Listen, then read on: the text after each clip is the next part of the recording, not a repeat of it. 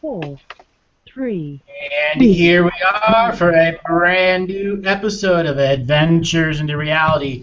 Welcome everyone that's hanging out in the GH chat room at gh.com/live. We are nicknaming that the Litter Box. I want to say hi to everyone in the chat room, and I want to welcome Debbie, my intrepid co-host. Welcome to the show, Debbie. Thank you, Andrew. How are you doing today? I am doing good. It has been a bright and sunshiny day, and I've been up since early in the morning getting a lot of work done. And it's been that work that we all have to do in winter. It's not just plowing the snow and moving the stuff around. It's your own physical dreaming energies. We all have those moments in our life where we wrestle with spiritual concepts that are constantly coming to and from us. In other scenarios, they're deep into other personalities. But this is that time of the year where we let go of the wrestling job that is the system of domination and control and allow ourselves to be at a much higher rate of observance, much higher rate of beingness. And this is that time where we have to make the hard choices about what we allow in our life. I can't tell you how many questions that I've gotten about the remote viewing, people that were even afraid to try. You cannot let fear in your life. You cannot let things in your life that take away from the great and wonderful abundant you from seizing what is your own abundant you. You are the ones that are the power, and the time is now for you to use that power. You have earned that right. And these are the times in the deep parts of the winter where we remind ourselves what we have earned, what we have done over this previous long, hard year. Soon we're coming up to Chinese New Year. That is another expression of New Year. A little over a month ago, we just had a New Year for that of the expression of American time. And here we are, two expressions of time drawing us back and forth, the East versus the West. And people have been saying, what's going on in our world right now? The energies of the East and the energies of the West are at a tug of war. And whatever ancestral energies you still have in your physical and spiritual bodies are also having the tug of war, where the expression and perception of the East and the expression and perception of the West are at zealotous odds and are fully tugging on each other in this great spiritual tug of war of what polarity you will fall into. What polarity will you allow deceptions to alter your perceptions? When at each step of the game, we don't need to be in polarity. We don't need to be having a tug of war. We can simply be ourselves with that what is around us. The great pine trees or the fir trees or the beekeepers. Even the great mountains created by man called apartment buildings can be made sacred when one makes that positive, affirmed, sovereign choice to no longer allow tacit consent to guide their life in spiritual programs. That may seem like a mouthful, but it is simple as living in nature. It is as simple as allowing yourself to be fulfilled each day, to allow the seeds of plenty to be grown in your manifest destiny.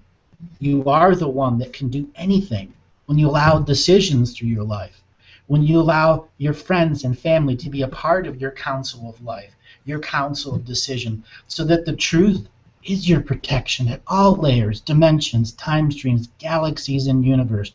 The truth of your soul, the truth of who you are, the truth of your birth, that it was not a traumatic event that has led you away from prayer and inner peace. Your birth is the moment of inner peace. I speak about the sacred feminine womb, inside that 0 point of the fetus, when you are just a heart without a brain. That's what you started as in the womb. And then your spiritual spark created a soul that came into that heart that was shared with the DNA of your mother and father, and the miracle of creation began. And now great mysteries plan is, how do you, that conscious being who's growing to 2 arms, 2 legs, a brain, loves and losses, how will great mystery interact with you, with the great spiritual contract system that is universal wide? Will you adhere to karma? Will you follow something different? Will you come into this world in the great and wonderful way? Or will you find fear, anger, depression, regression, obsession, and unable to reflect upon your own life? When you can't reflect upon your own life, you have no goals. You are unable to see the internal expression of who you are. This time of February is where you allow your own light, your own intuition to fill your heart, to fill your body, to fill your mind.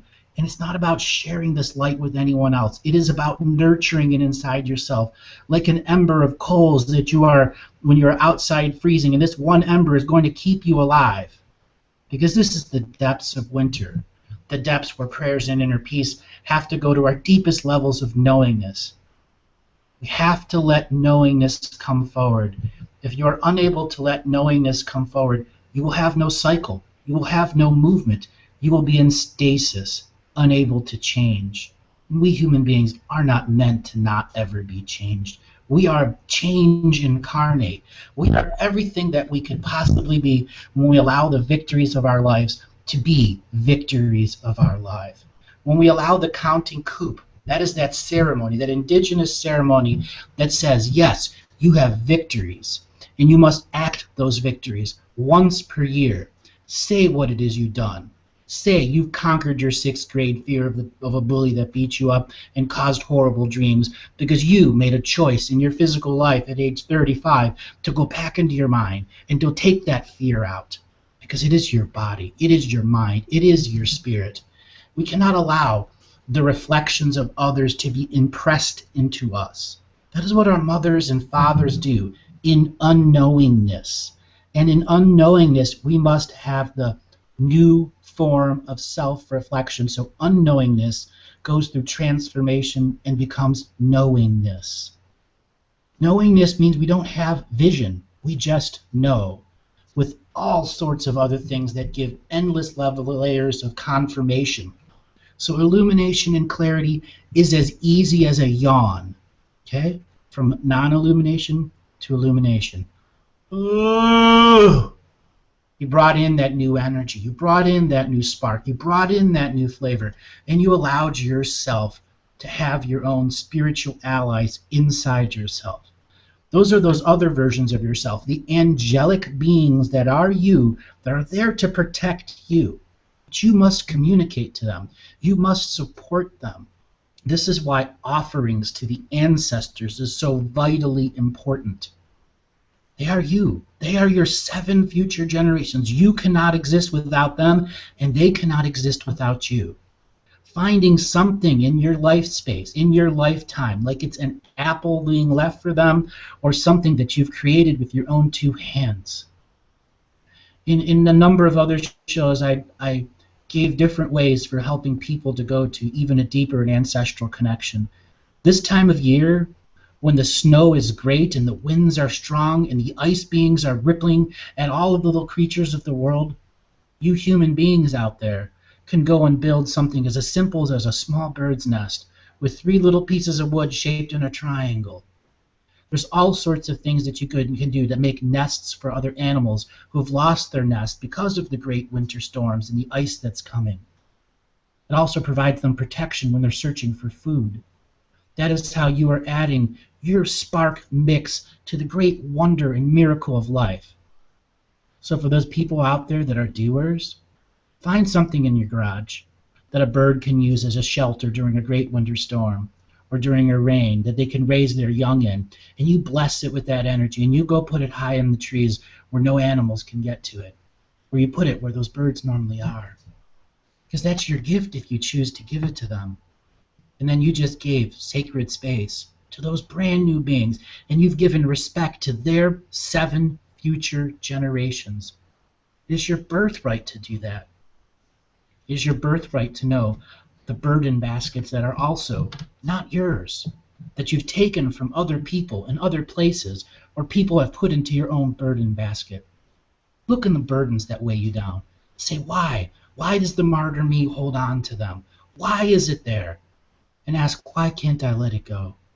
Why can't we let it be? What is it that's gnawing at the sinews of my soul that I can't let something go? It's ultimately because you don't have vision that's leading you out to the quest of thirst of knowledge, to that great and wonderful hope that is you, by allowing the quest of vision to have equal heart space versus paying the credit cards or doing anything else in your life. You give it that equal chance of co-creative vision, and what you will discover is the most powerful and wonderful form of healing you can give yourself. You will find the ancient healing bowls that you sipped out of when you were young, as a young spirit early on earth. Or you'll find your own way to create your own bowl, your own way of saying healing is yours whenever you choose it. It is your birthright to tell your story. It is your birthright to have the biggest expansion of your life from your own expression. Allow the wisdom and gratitude of all four directions into your life, and the whole new layer of rites of passage are all yours, where you can have the shaman's death, that is letting go of all the things that held you back from having your own full co-creative vision, so that ultimately your soul is purified of the dense energy underwear we're all living in, and the women can once again experience their menstrual cycle without anything influencing them. That's my view of the world. That's not a rant. That is a heart-spaced love action that I am helping people to get deeper and deeper into. I want people to have these very same skills that I have. I want there to be a massive, massive army of Akashic record readers. I don't want to be just me. I wanted everyone else to have it. Why? Because it's our inherent birthright. No longer the great secrets held by the eye at the top of the pyramid. Andrew, that is so inspiring. It's so beautiful. It's so heartfelt. And, it's so inspiring for me, especially at this time with what we're going through with this planet and the evolution of the energies that is coming up. And I feel that the energies, because of frequency and the consciousness is raising, it also brings up all the unfinished hidden things that are inside us, and this is time to reflect. This is why winter is such a wonderful blessing for us to go within and to reflect on our life and what we can do to change it or to make it better or make it better for other people in our lives. I find it so important, and that's why there's so many great modalities, because if you're struggling with any issues, there's so many people out there that can help. And that's why I love the work that I do, because I know that I can get people to their core issue, to release that so that they can get back into their heart space and get back into balance. And so I thank you, Andrew, for sharing that. You're welcome. And I know there's going to be a lot of people that go out and go back and listen to that. That was off the cuff. That was as much raw me in the Akashic record as it gets. People have heard me say before that I can see a show before it happens. I get a synopsis of it. And I knew right away that the synopsis was asking me to start at this highest frequency, in this highest way, to look right at that screen and say, hello, wink at you. Now is our time. Now is our time. Now is our time to reveal our great, wonderful history. So, Debbie, you have some questions, and we have some topics we're going to talk about. You right now have the Akashic record of 20,000 worlds open to you, not just Debbie, but everyone in the audience, increasing the great, wonderful potential of a community in truth, unity, in perpetuity. Andrew, I was wondering, you hadn't discussed this once before about the colour of time, and I think I didn't really get it at that time, so I'd really appreciate if you could talk more about the colour of time. The color of time.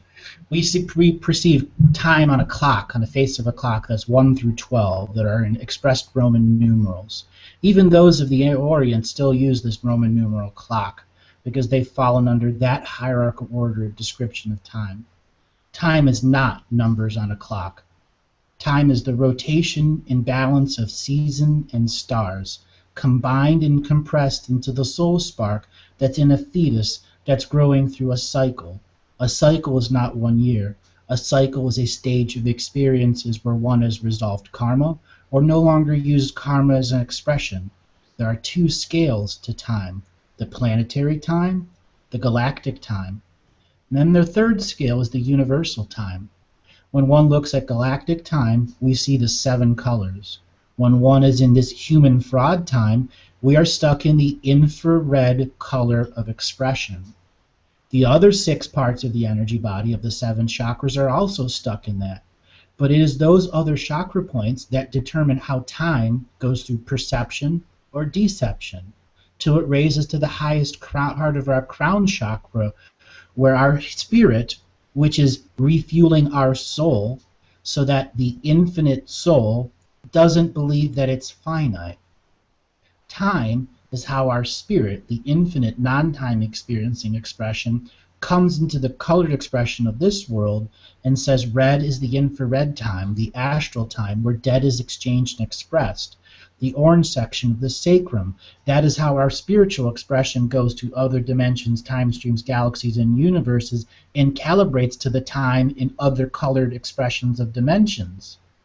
Then we go to our solar plexus, where this is the energy that must interact with this matrix combined with all of our other spiritual skills, who are trying to resolve goals, plans, ideas, dreams, to have the great synchronistic meetings so one can go deep into the future. And then we come to heart, the green color, the heart that helps us look for our soul shards that are locked outside of time or confused on what time even is. Then our throat. That's how we get to talk to all dimensions, time streams, galaxies, and universe, and see how each wave of voice, each focus of sound, goes forward through this holographic universe where matter doesn't even exist unless we believe that it exists. And then we get to our third eye. It's how we perceive time. But it is also where the center of the perception and deception filters exist for us. Think of an hourglass. The third eye is the tiniest point of that hourglass. The crown chakra is the infinite energy, giving infinite amounts of sand to go into that little micro point to flow through so that the third eye can do what it does with the infinite creation energy above it and the finite co-creation below it. In co-creation, we get back to our infinite soul and allow time to be expressed and perceived on all colors without perception, deception filters influencing the emotion of time. Think of how easily memories can be altered just by changing 1 second of one day. Right. A color of a memory suddenly was a different color. Or if that moment where you are in the greatest passionate love embrace with your child, that the color isn't green. The color of that time isn't green. It would have stolen that raw, emotional, connective time experience energy that's telling you you have just achieved victory as a being that's energy in fraud time. Because your light body is light, is color separated into the prisms of experience here, with 9 spiritual bodies traveling throughout the multiverse in different stages of time. And our third eye is what calibrates us to all our other soul pieces out there doing things. Color is everything. Without color, we have nothing, even time. That was so well explained, Andrew. I know that a lot of people that I know had some difficulty understanding it the first time round, and you've made it so understandable and very helpful to work through. I've got another question for you. It's in regards to the laws of the number 3. I've noticed that in the different sacred sites that I've been to, the number 3 has been very prevalent. And also, I was watching the Ancient Alien series the other night and was talking about Nicole, that Tesla was absolutely obsessed with the number 3. So I was just wondering what number 3 holds in the spiritual realm, or in the understanding of what we need to know. First, the number 3 is 1 greater than 2. The number 2 is what we, in a universe that was non-free-willed, was started with. 2 choices. Polarity, but nothing in between. The third represents the balance, where yes and no has nor, and or nor. In an engineering expression, it's a gate that can be opened or closed. In 3s, you have multiple gates that can be opened and closed and create the first soul cipher. Soul ciphers allow us to determine how multidimensional we want to be. Am I 3 beings Andrew now, or am I 27 beings Andrew now? Am I my 9 spiritual bodies times by 3 different expression in each colors of expression? Because I have full control over who I am, what I am, in all dimensions, galaxies, time streams, and universe, because I've declared my sovereignty. Sovereignty does have 3 parts to it. You in fraud time, you that will not be in fraud time, and then that you who is going to go to a brand new expression of time that isn't Earth. And it's in your destiny, because the only way for you to truly calibrate to the greater universal time is to have time in another place that counts time and experience time differently. And the number 3, that's how we separate ourselves. That's how we come to the grand trireme of experience, where all these different spiritual energies from different parts of the galaxies and universe intersect into the grand trireme of who you are, what you're expressing. And that numerology of 3 will be manifested all throughout your reality. Me, one of the numbers that's very, very special to me is 303. That is the number that Neo saw on the door in the first Matrix before he got his last call to get out. I'd like people to look at that. Corner of Wabash and Lake, room 303. An extremely important part to the movie, where he experienced reality, fraud, death, and created life through that reality, fraud, death. And we are in that metaphorical moment of room 303 on the corner of Wabash and Lake. On the other side of that door is an agent that has no power over you and is only there to whisper you into some scam so that you give tacit consent away. Because it will never truly act with its own energy. It will always use your energy against you, your belief against you. That's why the number of 3 can be sent back at those that are trying to influence you. That is the law of 3, the true balance between the 2 polarities, the sacred neutral expression.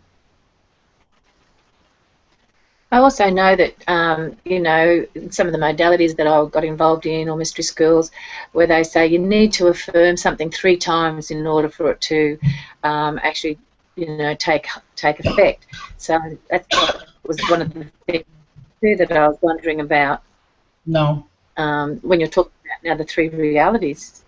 When you're saying you got to say something 3 times, that's good practice, but it's still belief. Right. So if you in your mind think 3 times 3 times 3 times 93, or in my mind when I'm doing my energy healing and I'm using symbols or whatever, I go in symbols and patterns. I could go from anywhere from 1, 2 to 12 to 9 million, or an infinite amount of energy. And when we use numbers and patterns and numbers and allow those ciphers to create the infinite connection that our third eye has to our crown chakra, when we are healers, we can open incredible avenues of energy that don't share our energy field, but are a part of our co-created healing experience. And that is, again, the law of 3, stepping up the scale and energy and spark of experience so that an action of manifestation can be done. Well, that's a really eloquent way of expressing that, Andrew, because it's something that's always been in the back of my mind, and I'm sure a lot of other people have had that question hanging there too. And another thing too was that I found really interesting when I was watching the Ancient Alien series, the sacred sites that they show all the different sacred sites, and I've been to a lot of those sacred sites myself. And I'm just wondering, I saw a lot of portals opening, and nearly every one of them have portals everywhere. I'm just wondering what a lot of these sacred sites' purposes are now, because they've managed to stay through time very protected. Well, sacred sites that have lasted the way they've lasted and exist here in the now mean that they exist in the other paradoxes. It was a way to have an anchor in each paradox so you can go from one to the other to the other to the other in a multidimensional way, experience each paradox separately and simultaneously if one chooses. Each sacred site now has not just one purpose, but 5 different purposes on the 5 different expressed paradox timelines that we have. Example, something like Tiwanaku, Machu Picchu, the Giza pyramids. They're a part of a grid system over a series of nexus points that were created about 585,000 years ago. But that's not what they were originally created for. They were all originally created for part of the fortification of the astral system, so it becomes very hard to immigrate here without ancestral connection. It becomes very hard for you to physically travel here in a space vessel without the solar clothes, so that you can get through the great separation of where we exist as a paradox solar system with 66 planets phased throughout 66 expressions of fraud time. So to find this place within 66 layers of fraud time in a paradox in a universe is beyond a needle and stack of needles and a stack of haystacks.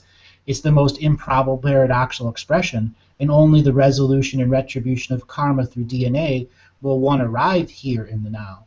And those sacred sites are the medium on this matrix world to exchange from one dimension paradox to the other dimension paradox those that are in karmic debt, and the retribution for them is to come upon the other side. These are portals that take you back and forth. In other expressions, the remnants of what is left over, like Machu Picchu, that has become a great tourist thing.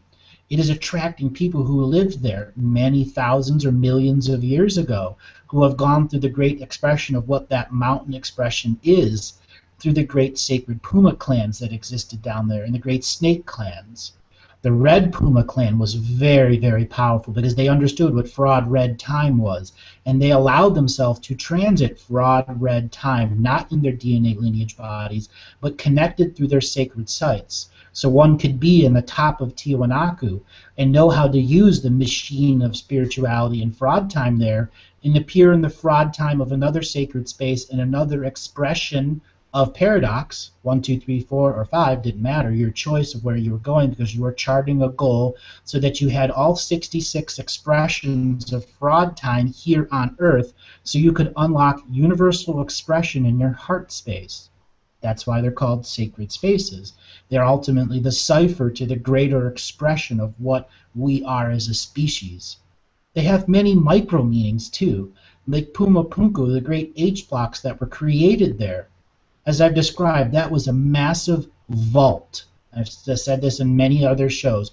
It held powerful, powerful cosmic energies that were being used to alter the DNA light bodies of personalities at that time that had a different expression of the archons. Okay, they were there to filter out the negative beings and allow the highest light beings a mass migration here. When Puma Punku was destroyed on one timeline, it had multiple effects on other timelines, dimensions, and other galaxies, because it was a portal that was taking cosmic energies from many other places and focusing it into a spiritual crucible that could take lower density light entities and rapidly increase their density so they could breed with a population that was human lower density and have higher density babies and an offspring that other beings can come into, manipulate, use, or do whatever for a purpose in that fraud time expression. On top of all those layers is the local cultures that adapted a belief system that says it's the snake, it's the puma, it's the sun god Anu, Antu, the Babylonia expression. That is the fraud time, human mind, I am presence in unknowingness and unawareness, identifying that as a god through belief system that they will take through generational expressions. This is why only a certain number of sacred spaces have survived to this point, because if more had, the system of domination and control would not be able to control how fast our awakenings were. I've noticed that a lot of these sacred sites now are roped off, especially up to the sacred temples and things like that, where the energy is a lot higher.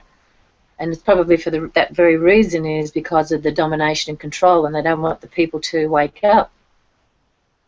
So I just find that, you know, it's really quite frustrating when you go to these sites expecting to be able to go into these temples, and now that, you know, quite a few of them are closed off. Yeah, not only are they closed off, you're not allowed to pray there anymore. And many, many, many of them, they don't want you doing that. And some of it is reverse racism, and other parts of it is just they don't want people praying there because they're going to start dumping all of their junk there too, and somebody's going to eventually have to clean it up. See, those sacred sites change and alter and move energy, but when you have 3,000 people a week going through a place and 30 of them are having the greatest spiritual experiences and releasing entities from themselves, what do you think is going to happen to that sacred place? Mm. But that is again Yeah. by design, so that when other people do come to sacred spaces, there's a lot of entities there, and they don't get their awakening that they should have when they went on the great tour to Giza or whatever. Yeah, I noticed that there's a lot of spiritual groups get drawn to these places and they feel that they've got to do some cleansing energy work there. And it's probably why, because there's thousands and thousands of tourists every year travel to these places, like you say, and probably carrying a lot of their baggage with them. And so I know that there's a lot of light workers out there that feel very pulled to go and clear energies constantly into these different places. And then there are those places that have another additional red expression of energy of the great destruction that happened there. Like at Giza. Why did all the casing came down? Because the whole thing blew up in a spiritual psychic bomb that killed millions of people within the transgressing area. The same thing with Pumapunku and Tiwanaku. Great disasters. Millions died. That is also something that still exists deep into the penetrated of those stone people that are the H blocks at Pumapunku. Or the Temple of the Great Eagle, or the Temple of the Sun in Mexico. Millions of people were sacrificed there through false belief systems to give energy to the Archon system that was coming to create the great Columbus times. All that's Right. still there. I was just As wondering, well as all the great and powerful healing ceremonies. We just have to have the knowingness to not attach to the red and to allow the green expression of time to give us the synopsis of the place. yeah, it's really to tune into the right use of the energy there instead of dumping energy there. I noticed also in Giza they were talking about that the main passageways in Giza and the pyramids there were lined with large crystals all through the passageways, and I was just wondering what their purpose was. Well, it's not just Giza. The Pyramid of the Sun in Mexico, all of the underground chambers were lined with mica. And if anybody knows anything about mica, it creates an electrical field when it's under current, and it can act like circuitry. The Pyramid of Giza and the Pyramid of the Temple in the Sun are massive pieces of stone circuitry that create a psychic circuitry board that is something in the shape of a pyramid that has all these other buildings around it that create an alchemical process of converting energy into physical matter or physical matter back into energy. And that is what these crystalline tubes and alignment of mica that is spread all throughout the different great sacred sites. It is that circuit board part that connects to some other piece of technology that alters dimensions, time streams, galaxies, universe, or matter itself. Because back then, they manifested matter at will. They didn't have to wait for a steel mill to produce the steel and roll it out and ship it to you. It was created through the technology, and finished products came out of a machine that was like a prototyping machine that everyone had. There is no wait. There's no machine long wait for it. It's instant for us. That is why those buildings that were great and giant sacred places like Sacsayhuaman were built so fast. Because for them it was like Legos. It was simple. It was the materials that were there for them to build. Something that they knew ultimately was going to go through a major expression called timeline genocide. And that the ancestors would be lost. And those stones alone would hold the only memories that us in unknowingness with Swiss cheese soul minds would ever even have a spark of remembering, wow, I remember those H blocks of Pumapunku. We can't have that because it was so destroyed in our expression through the going through the birth canal of the forgettingness, where we need to see them complete or complete them once again in our mind so that they can once again be sacred and not just a place to go and visit. So, Andrew, those H blocks there that you're talking about, were they a building structure because and in that shape? Because I was wondering what the H, why H?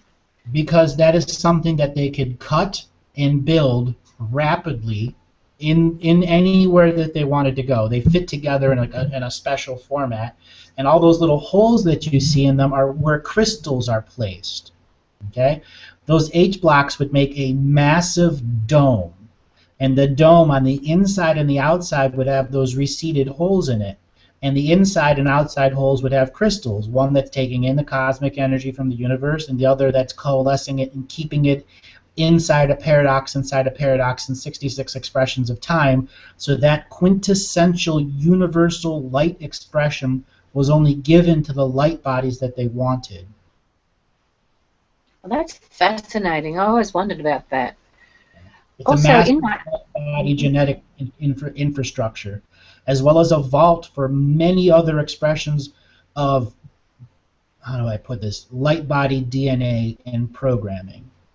Like, there's certain types of light body DNA and program that is very beneficial to people learning, and there are others that, when it's used improperly, creates what we are now. And Pumapunku was a place that light body information was stored in a massive psychic network. In each H block was like a tiny little groove on a massive hard drive that was gigantic.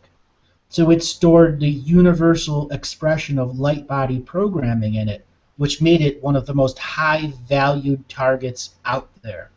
It is DNA that ultimately determines how powerful our experience is in a reality. So is that why that site is not really kept solid? Because I noticed that it's pretty well spread out everywhere. Oh, it's a massive facility. It goes on for many more kilometers and is under the water at Lake Tiwanaku. If you remove about 30 feet of dirt right now, you'll get down to something that's like the great expressions that they've uncovered in Turkey and in Egypt and in Rome and all of those other places. Massive. It was a spaceport that could have 2,000 massive vessels at it. It was the center of light body exchange networks during the pre-Anunnaki times, and then the Anunnaki came in and found a way into 32 parts of the light expression of time and the 66 planets of time, and began conquering or attempting to conquer individual parts in the 66, but ultimately got entwined into galactic genocide, timeline genocide, until finally they were involved and became the force of retributing truth that brought souls from other places, dimensions, time streams, galaxies, and universes that had debt that needed to be repaid to Earth, or Earth that needed to repay debt to them. And since Earth has been a paradox and is separate of the spiritual exchange system, it required those beings to be used in a scenario of retribution, such as the Anunnaki, the Mofar, the Ayaganda, many, many others who came into our world and invaded us. And guess what? They're often here at the exact same moment in fraud time, but never saw each other, because each being came with a different expression of time. And that's the great wonder of Earth. And all those other beings that are holding this quarantine field around us now understand that you could have 200 people in the Asian continent reaching out to one part of the universe and bringing people back and not knowing it, or you can have an entire continent of people in America who are resolving the karma of patriotism for not just this world, but millions of other worlds, because we are so linked to all of them.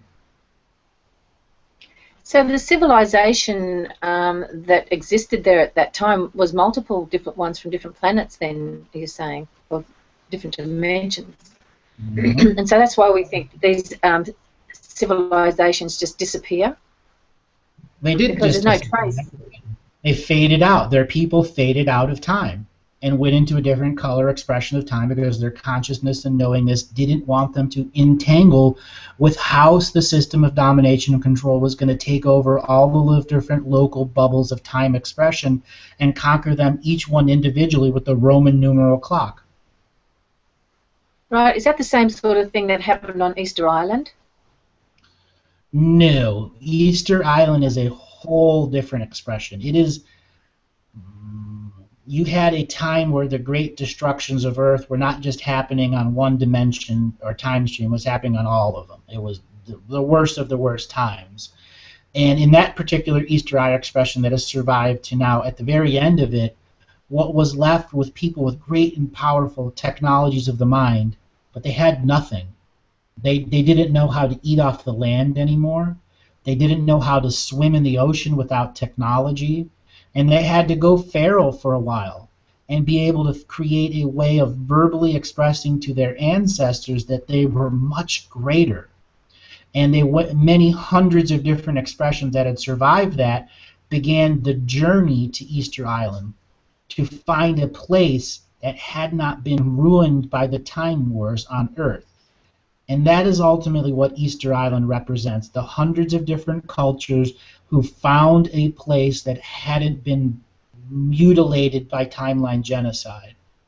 And they began to build the Moai there, to be the silent watchers of the sky beings who were coming here to abuse our time, or to use our time normally, to also tell the ancestors that we were a greater people, and that you too can create these for your future ancestors. But you have to know how we did it, why we did it, and ultimately what you will do with that knowledge.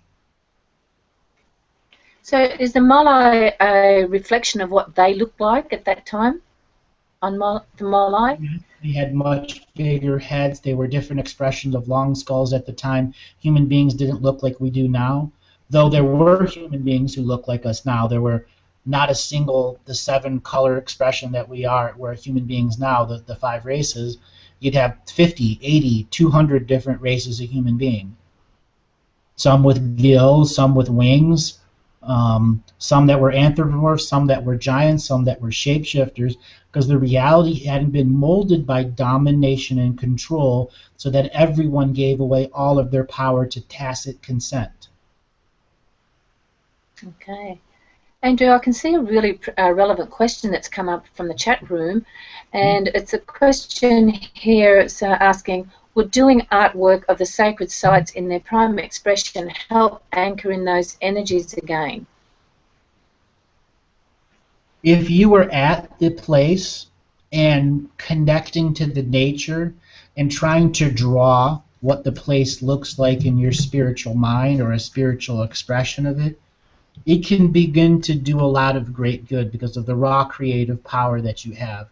And when you tone down your empathic skills so you don't have to connect into the great destructions or even the great joys that have happened there, you allow yourself to again once to see the neutral expression that the stones of those places are telling you, so an accurate depiction of manifestation occurs between the medium that is your body and hands and the artwork versus your soul spark that's intuiting something in that sacred space.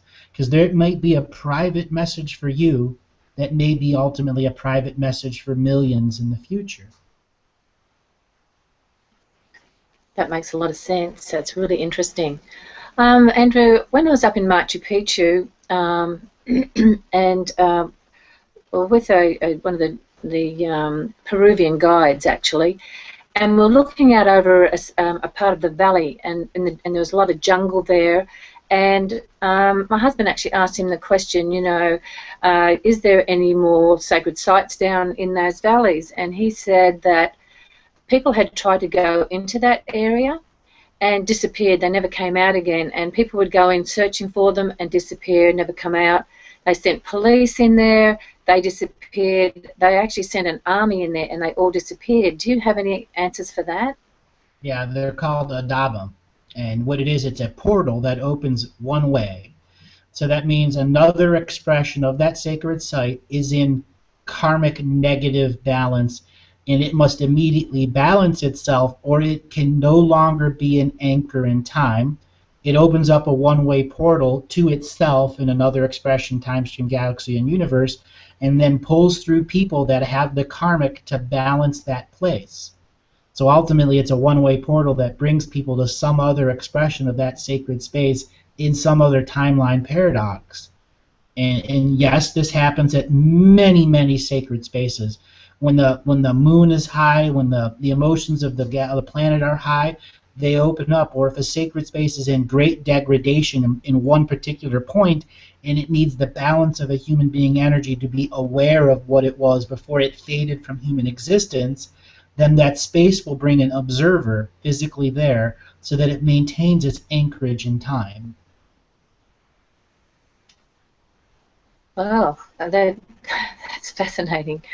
Andrew, also there's a question that's come up on the chat here Um, well, we were talking about reflecting into the past, and somebody's asking the question, but what about us and our future? It's good to reflect on the past, but what is on the agenda for us today? And, you know, our past does affect us on our agenda today. And so if we've got unhealed issues that are running our agenda today, I feel that we need to address those past issues in order for this present day and our future to be more positive, and we can walk into that in a much more positive way. Mm-hmm. Well, part of the soliloquy at the opening was to set up for this very question that you're asking right now. How Mm. energies affect us, how things affect us, and how we have to make those obvious, desperate choices to let go. And I use the word desperate because sometimes we desperately hold on to them because it's completing some circuitry of karma in us that we may like at some other expression of ourselves. But it is the now being that has to make the choices of now. You know, one of the things that we see going on in Truth or News is this big alert that the quarantine field is coming down, the big alert that this is going to happen and that's going to happen. I am a being that's going to continue to say nothing's going to happen until you make it happen. The aliens will not come down and land and open our world up. It'll be us that does it.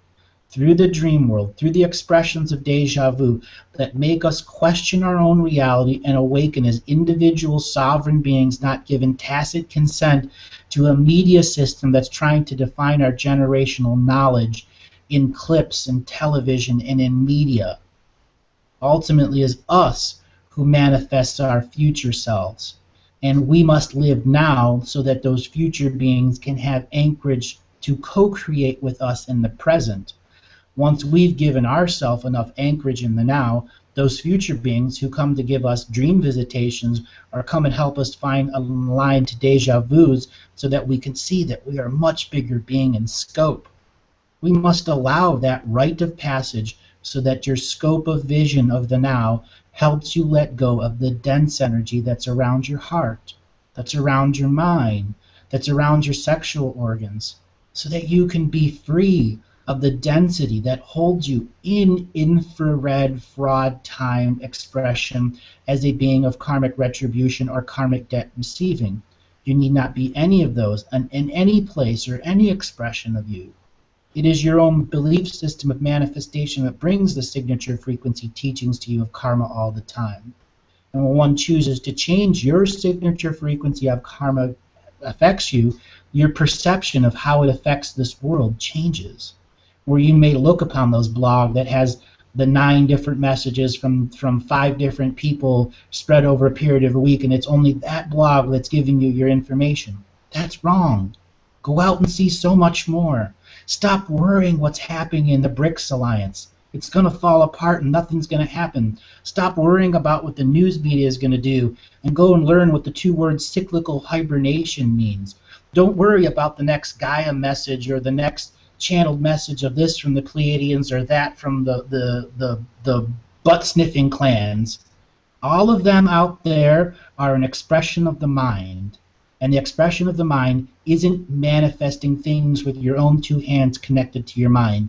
And this is the now, where that cyclical hibernation, where you're in your dream world, and you wake up from that cyclical hibernation, and you see, what can I create and manifest now that I've had a clear sleep moment? I can create music, I can create words, I can create thoughts, I can create love for my friends and family, I can create anything.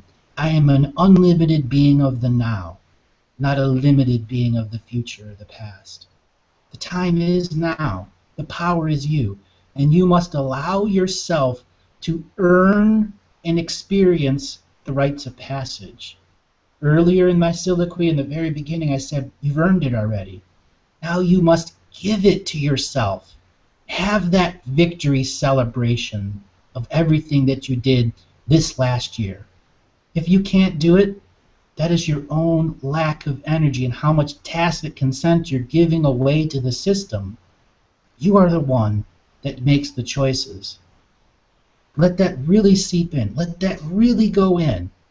And when it comes to the BRICS alliance or the next Cobra message or the next this message or the next that message, It's a transitory moment message.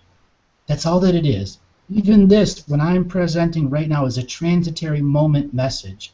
I am a different transitory moment message being from the moment that I started this to the moment that I finished it, because we are going moment to moment as multidimensional beings attached to the Akashic record that had a synopsis proceed before the show was even started.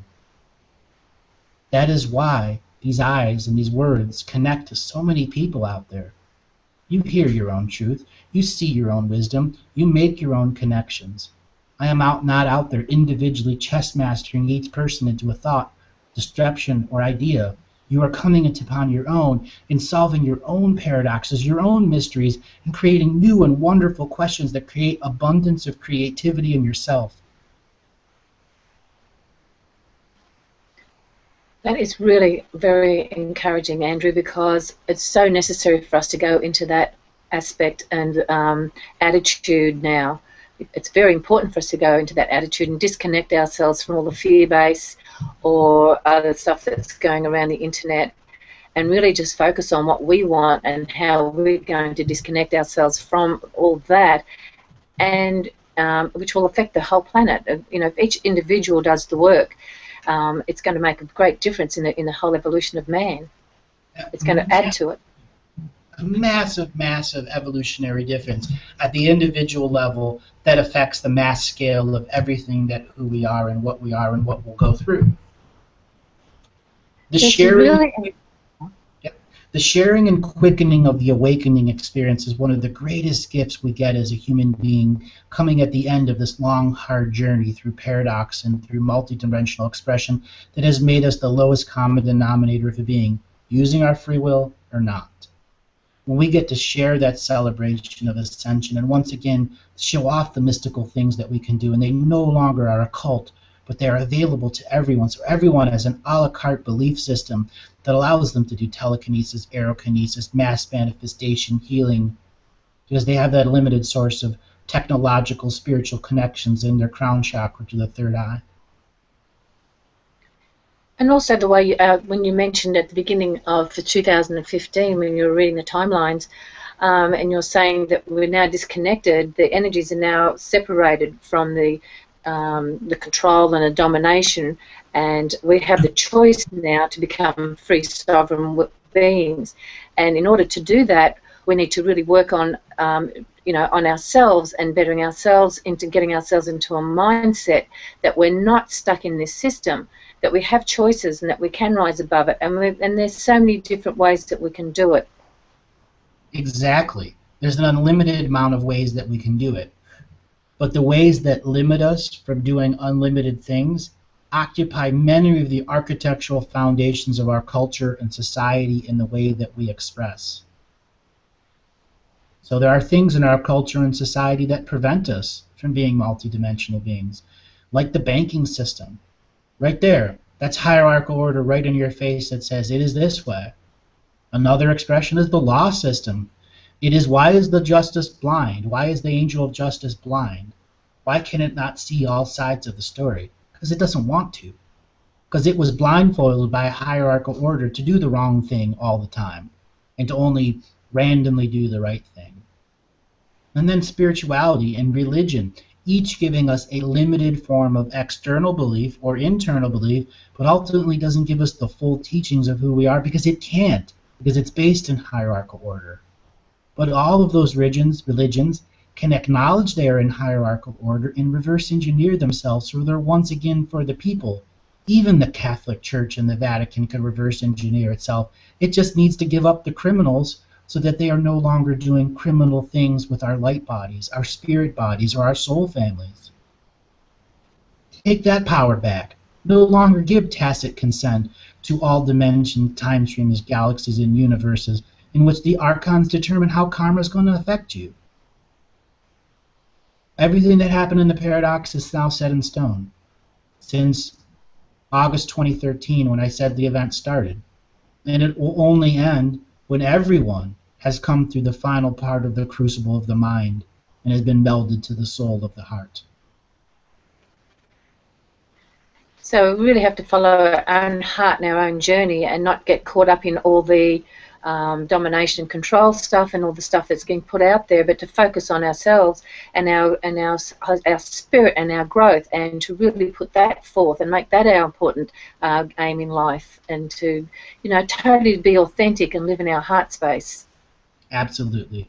And we are authentic and live in our heart space. We can transit the different colors, expressions of time, and be no-time beings who can impress in a fraud time area no-timeness. So when people come to catch this recording 2 weeks or 2 years from now, you're in the no-time of this expression of fraud time, the 2nd of February, I'm sorry, the 10th of February 2015. And there may be somebody in 2032 who's going to see this for the first time and go, wow, that was a really different expression. He's wearing a hat and a red shirt today, and Debbie is over there. That's really a strange color of energy that's coming out of them. Oh, wait, what are these words that we hear all the time in our modern future society of 2032? Okay, there's color here. This is authentic expression, and authentic expression can be observed in the Akashic records at all times, easily. So, Andrew, do we have time for another question from the chat? Sure, we got probably time for one more question, yeah. Okay, because this is a really good one. I think it's appropriate. A lot of people would like to know the answer to this one. And so based on reading the Akashic records, were those civilizations that put themselves out of phase more successful than those who stayed in phase and tried to resolve the entanglement? And how does that relate to the separation of densities that is happening now? That is a really, really good question. All right, so let me break it down. So based on the reading of the Akashic records, were those civilizations that put themselves out of phase of time more successful than those who stayed in phase? The answer is yes and no. There were certain societies that made the light body technology much better than some of the DNA technology that was transferred from lineage to lineage. So let's say something like the Minoan Society of Crete and the Temple of Knossos that was destroyed when Antitheria exploded. Sorry, when Santorini exploded. They did not successful, though their history survived in other paradoxes and time streams because their physical technology had a way of impressing a awareness. Now, some of those other civilizations, like the highest Lemurians and the highest Atlanteans, they had already, after the first uncreational event and creational event, exported certain parts of their soul into a place that wouldn't be in a paradox. So they had a much better chance of integrating a soul shard that never experienced timeline genocide, so they could be much more in tune with technology that put them out of phase with fraud time. And now some of those ones that stayed in fraud time, that was their intention from the very beginning, and that is why you have a Masonic order, that is why you have a Knights of Malta, that's why you have a Vatican, so on and so forth. So it was different expressions of those that chose, because ultimately they wanted to take power in a hierarchical order, and if they directly invested in creating that hierarchical order over millions of years, at the end of those millions of years, they would be at the peak, the apex of the hierarchical order, and have domination and control to do whatever they want, until those that were much more passive figured out how to get past their own light body technology that brought them back into fraud out of phase time.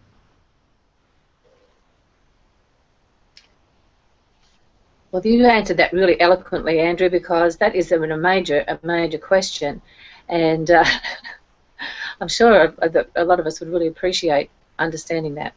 This is going to be one of those shows that a lot of people are going to go back to and go, wow, you were in the zone from the very beginning. Oh, I can say many, many, many shows I'm in the zone from the very beginning. And there are times that I have to understand the potential of everyone that's listening live and in the future live, as well as the past live. Why? I'm trying to bring the greatest frequency of Akashic connection so that people on their own can get it. and not have to rely on the hierarchical order of this being here now with the limitations of spirituality, so that there aren't other Akashic record readers out doing it at the same skill level that I am. As I said in the beginning, I don't want to be the only one. I want there to be millions and millions of us, so that we can get to truth and perpetuity of our historical expression of who we are. Well, that's beautiful, Andrew. This year's a great year, and there's a whole lot of stuff and information to impart to people. There are going to be some things that come forward that are specific skill sets that are going to really help a lot of people. But for that to come, there has to be an understanding to it. So many of these teachings can be taken the wrong way, down the wrong avenue. I can't tell you how many people have made the mistake in telling their story to the fire, where they start arguing with a girlfriend or a boyfriend, and all of a sudden that ceremony becomes dirty, because that being in their heart has not defined what sacred space means. So when the mind whispers come, they once again get caught upon a tangent that takes them down into polarity. In ceremony, you cannot be in polarity. You are in that neutrality, so that the polarity, when it comes out of you, doesn't come out with vibrant, vicious stuff. It just comes out, and it's given to the fire and allowed to be with great mystery, and it doesn't return to you. That is once again removing that dense energy that clouds you with red time fraud experience. That's ceremony 101. I notice, Andrew, when I've been, sit in front of the fire, and it's such a cleansing. When you tell your story to the fire, and what it's a purification of your whole soul. It can be, but then to others, it's just something you roast marshmallows by. That's true. Okay? It's just something you roast marshmallows by. When you make and define sacred rules of sacred space on your own, it is your own honor of those rules that ultimately determine if you're a spiritual being or not. That's why it's important to acknowledge your victories. That's why it's important to acknowledge your new abilities that come through ceremony. It's important for you to have that fire medicine, that passion, that spontaneity that tells you can be self-reliant at all time, that says you can dance in the sun and let that energy fill you from the tips of your fingers to the tips of your toes, so that the rhythm and timing that is the internal you is not limited by those external co-creating forces that are taking the original source of great mystery and co-creating with something that isn't yours. When you choose to have that hour of self-power as a ritual ceremonial expression, you get back into being you, and that becomes a ritual of joy that opens you up to the roots and giving of the world, your own roots, and how you give to the world, and how the world gives and exchanges to you in truth and perpetuity. We allow those sacred places to be our earth connection, to be our empowerment, to be the embodiment of the Akashics that we are experiencing in the now, past, now present, and now future. And the now, past, present, and future ultimately must acknowledge you had an inner child in this lifetime, and every other past, and every other future lifetime. And it is that innocent and inner child that gets you to that infinite manifestation moment, where you're your child in the sandbox, you're making your sandcastle, and nothing's stopping you. That metaphor translates even to manifesting healing on human beings. That innocence and inner child has its own layer of great and powerful protection that allows the self-expression of the adult human who has gone through the rites of passage, given themselves their victory ceremonies, and allowed the nurturing of their own soul through the oceans and the winds and the seas and the stars, and the great thunder beings who come down and give lightning and show so you don't watch television. That usable energy from the lightning converts into our spirit and allows us to see the great humor and opposition that is in our world. Because we are the greatest destructors and detractors of ourself. And we must be willing to laugh at our own self-destructive things so that we can take the fear away from them. And once we take the fear away, we go through what's called the shaman's death. We will let go of those signature frequencies that attract karmic retribution to us, where we no longer have to have the lessons that come when you don't want them. They come when you expect them because you have commanded them to come, because you are a manifesting, co-created being who is allowed rebirth through the moment-to-moment I am self-present that's living in the now, who has their own viewpoints and options clearly expressed in sacred space defined, not exchanging dirty energy underwear, acknowledging the 7 future generations, and knowing that responsibility is the ability to respond. And the ability to respond is ultimately how we give away to others.